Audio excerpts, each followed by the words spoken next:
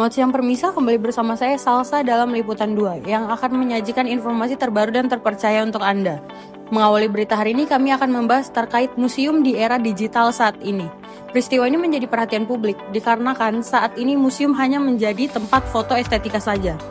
Untuk mengetahui lebih lanjut, kita akan bergabung dengan rekan kami yang telah berada di Museum Nasional saat ini. Silahkan Fatia. Baik, terima kasih Salsa. Selamat siang pemirsa, saya Fatia Sabila. Saat ini saya berada di Museum Nasional dan saya akan meliput secara langsung situasi dan kondisi akhir pekan di museum ini.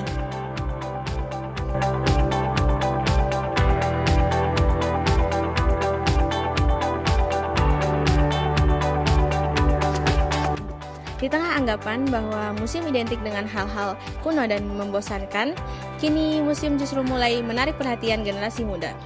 Beragam konsep interaktif, spot foto menarik, serta pemanfaatan teknologi digital menjadi daya tarik baru bagi anak muda zaman sekarang.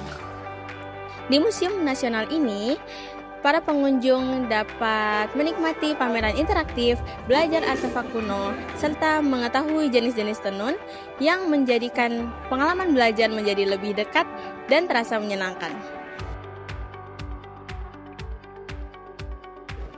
Di lokasi ini tak sedikit para pengunjung yang lebih fokus mengabadikan momen dibandingkan mempelajari nilai sejarah dan makna dari koleksi yang dipamerkan. Salah satunya melalui pemanfaatan teknologi digital berupa layar besar di belakang saya, layar interaktif yang memungkinkan pengunjung dapat mengetahui asal-usul suku dan budaya mereka. Fasilitas ini menjadi daya tarik visual bagi para pengunjung dan juga sekaligus menjadi tren di sosial media. Sehingga kunjungan ke museum tak jarang didorong oleh tren viral atau rasa fear of missing out atau FOMO.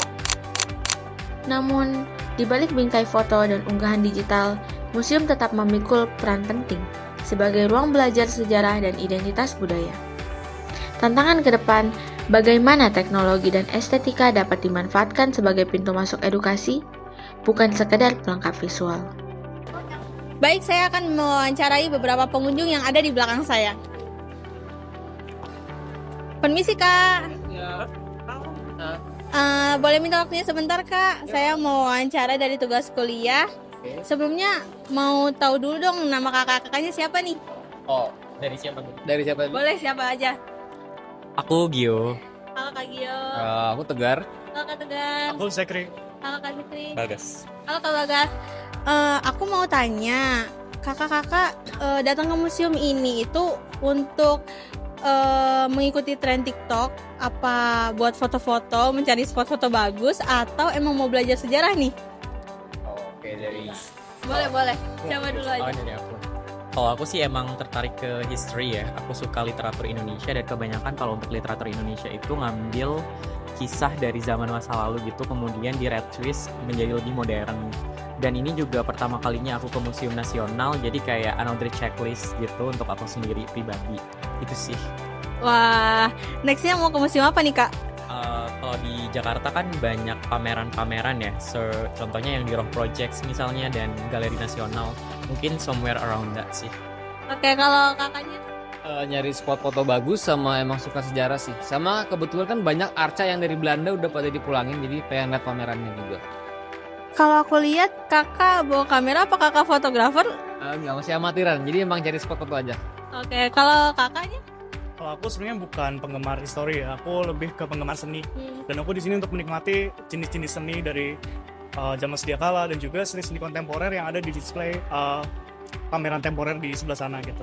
Kalau menurut kakak seni yang paling menarik dari museum ini apa Kak? Jujur seni yang menarik justru arca-arca yang ada di sini sih, karena gimana ya, kita bisa melihat ke belakang gitu ya secara retrospektif. Orang zaman dulu itu melihat seni itu seperti apa sih gitu. Baik, kalau untuk kakak gimana? Aku kesini karena tadi kebetulan hari itu ada pameran kayak tadi di sana tuh ada pameran fotografi, sama tadi di sana ada pameran kayak apa koleksi Islam seperti itu sih Kak. Itu kayak menarik juga buat aku sih, karena nggak everyday ada di sini kan seperti itu. Oh gitu. Menurut kakak masih relevan nggak sih museum fisik kayak gini di zaman digital sekarang? Relevan banget. Relevan banget loh. digital tuh nggak bisa disentuh ya. Jadi nggak bisa disentuh, nggak bisa dirasain gitu ya. Jadi kalau ada yang kayak di depan mata gitu, itu beda feelingnya sama kayak lihat gambar di internet gitu kan ya.